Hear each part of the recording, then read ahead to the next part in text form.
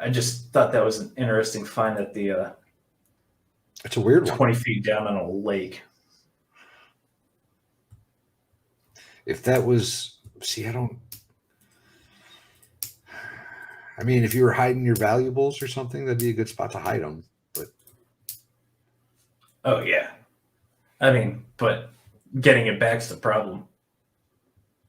well, sort of. You just have to lift up the cap. You know what I 20 mean? feet down That's not in the exact undoable. spot. That's not undoable though. People do like. I mean, if you're a fishing society, you know where your crab pots are. You know what I mean? You also have markers. There may have been a marker. It Yeah, wouldn't it was 3 feet to the left of the reed, right? exactly. Exactly. All right. Get a little bit here about some giant ruins.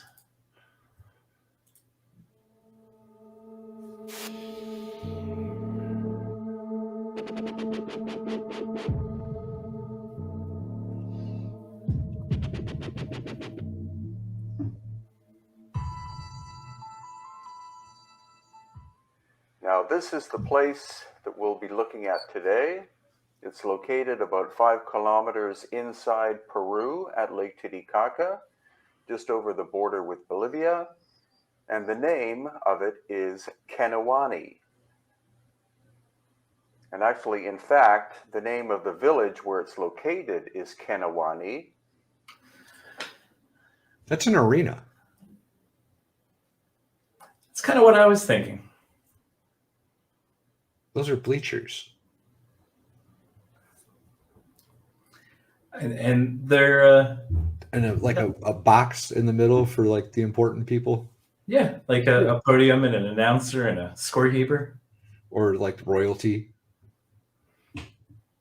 the mayor, whatever you The want to name call of him. this place, Yeah, and I mean, it's not small, No, and it's carved directly into the side of that hill. yeah, specifically, I couldn't find out.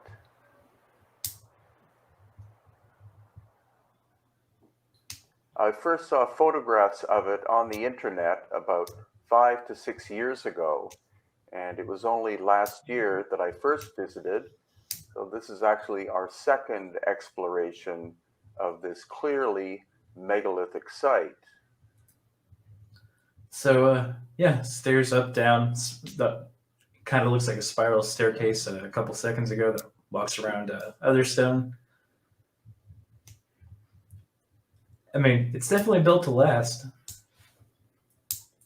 that's 100% like an arena or something. Like they gathered there and watched whatever was taking place on the flat ground in front of them. What culture created it is unknown. Most people would say it's an Inca construction, but we don't find anything like it anywhere else, as far as I can tell, in the Inca world. And others would comment that it's a Tiwanaku culture creation, but again, nothing like this exists at Tiwanaku or Pumapunku. Add one more level of architecture that doesn't fit anywhere else. Yeah, nobody else has carved directly into the bedrock like this. None of the other ruins that we've watched. Now, the material is volcanic. You can see that there's a volcano in the background. And the actual material is called volcanic tuff, which It's really light. is volcanic ash, It'd be really easy to carve. likely millions of years ago. And it's a relatively soft material, as you can see from these steps that I'm walking up. Very porous. Erosion of the surfaces is Yeah. Very porous. They call it like feather rock in the aquarium world. Something stupid like that. Might have to pick your brain one day about aquariums. Absolutely. I love it. Anytime. very easy to do, unfortunately. And the general concept is that this is or was some kind of stadium, and you have this very curious semicircle here, which some believe would be the actual podium of the stadium. But the question is, a stadium made by who? And why is there this interesting cut channel that is right in front of the semicircle? So I don't know if you caught that. There's a groove in front of the semicircle, but there's also a race section.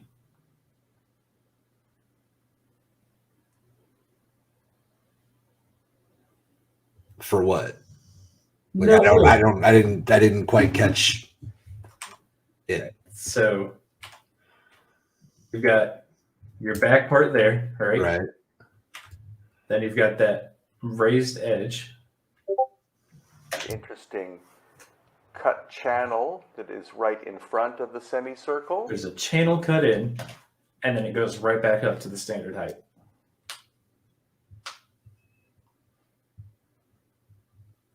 It's literally just a channel cut into that podium altar looking thing.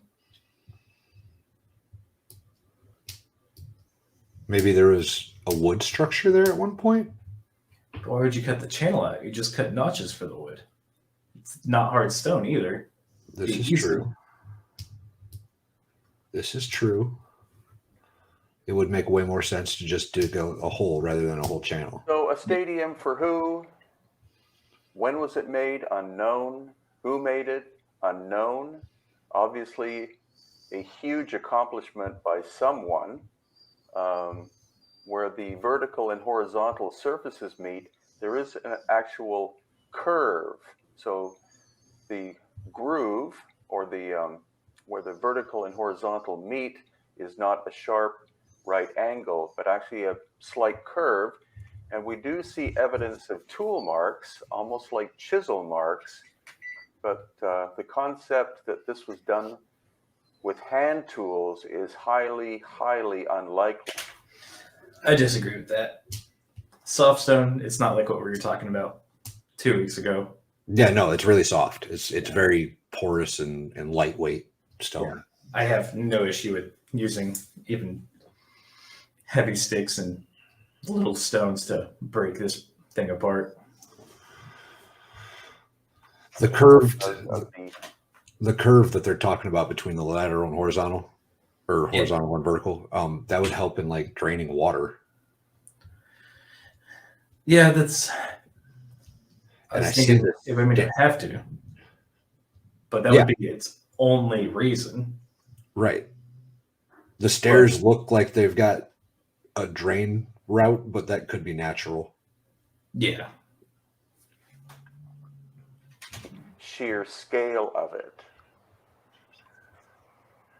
Now, of course, it does look somewhat like a stadium. These steps are the right size, more or less, for a normal-sized human being to sit down.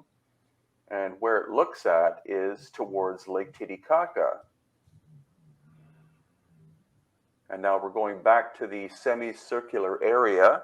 And it does have, unfortunately, it was too windy today to record it, but it does have astonishing sound characteristics. If you speak right at this point, especially if you're kneeling, then the sound of your voice is enhanced greatly. So quite amazing acoustic properties for a material that is not super dense.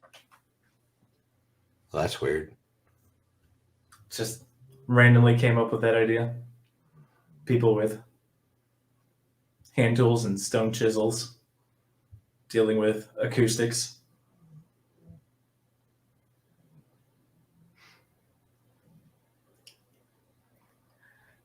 Val, did you think I was kidding when I said this area is insane? I believe you. I just didn't know. Glad I could break your brain, Val.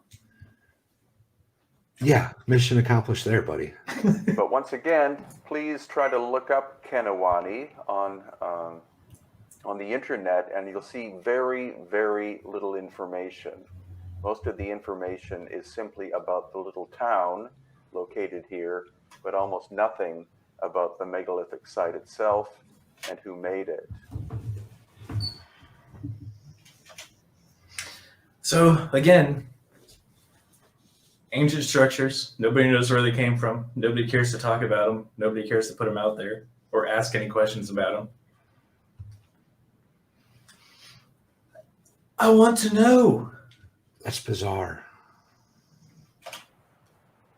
Lots and lots of staircases located here. So that's why, of course, I'm on the ground giving you a view of what it's like to climb up. And we did spend at least 2 hours inspecting this place, and it's very, very odd. Again, you see the extensive weathering of the surfaces.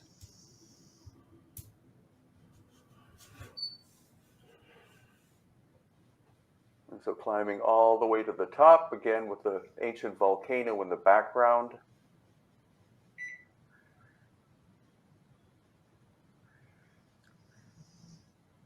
And then looking down and walking down back to the farmer's fields that you see. Once again, the size of the stairs. So, just farmers been farming up this whole area for God knows how long. No idea what's actually under there. They're quite evenly spaced, even in terms of size. Very ergonomic for someone like me who's about 6 feet tall to be able to climb up and down. But that is an amazing view. It is. Just sitting in that stadium, watching whatever's happening, lakeside, mountains in the background. And this shows you where the so-called stadium faces. It stares right at Lake Titicaca, and also basically the ancient location of Tiwanaku and Pumapunku is directly to the south of this strange megalithic complex. That shit pisses me off. Litter. Yeah. Yeah, because you know that's from tourists. Oh, yeah.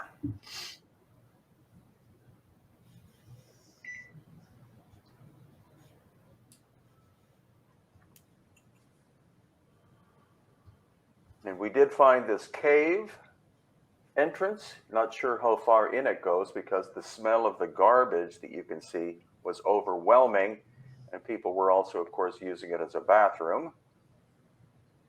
And so now we've switched cameras, and this is my new little quadcopter called Horus, as in the... Yeah, gives you a nice scale. Like, to me, it looks like they got some of it done, and then they gave up, right? Because that left side with the circular staircase that doesn't go to anything but goes back down, it looks like they were starting and just abandoned it in the middle.